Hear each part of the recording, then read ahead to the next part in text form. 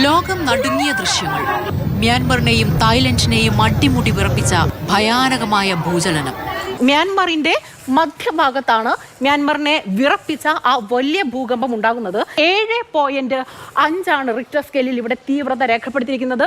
ഈ നമ്മൾ നേരത്തെ കണ്ട പ്രദേശങ്ങളിൽ ഏറ്റവും കനത്ത ആഘാതം അല്ലെങ്കിൽ പ്രകമ്പനം ഉണ്ടായത് ഈ മേഖലയിലാണെന്ന് പറയാം.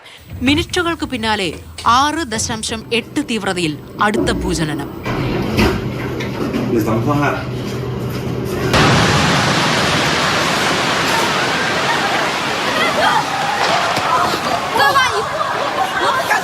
കൂറ്റൻ കെട്ടിടങ്ങൾ നിമിഷങ്ങൾക്കകം നിലംപൊത്തി.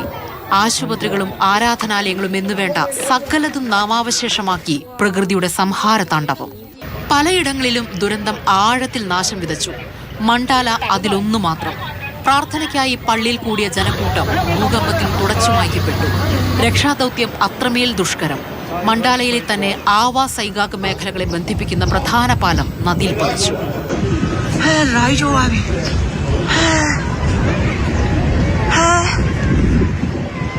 തായ്ലൻഡിലുണ്ടായ ഭൂചലനം തലസ്ഥാനമായ ബാങ്കോക്കിനെ പാടെ ഉലച്ചു കളഞ്ഞു.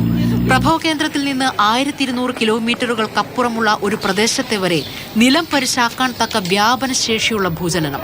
നിർമ്മാണത്തിലിരുന്ന 30 നില കെട്ടിടം തകർന്നടിഞ്ഞു.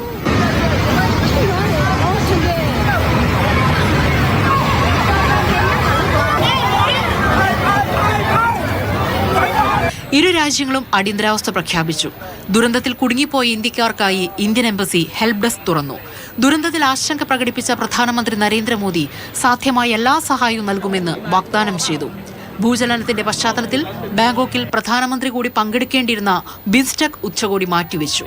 News desk, Mathrubhumi news.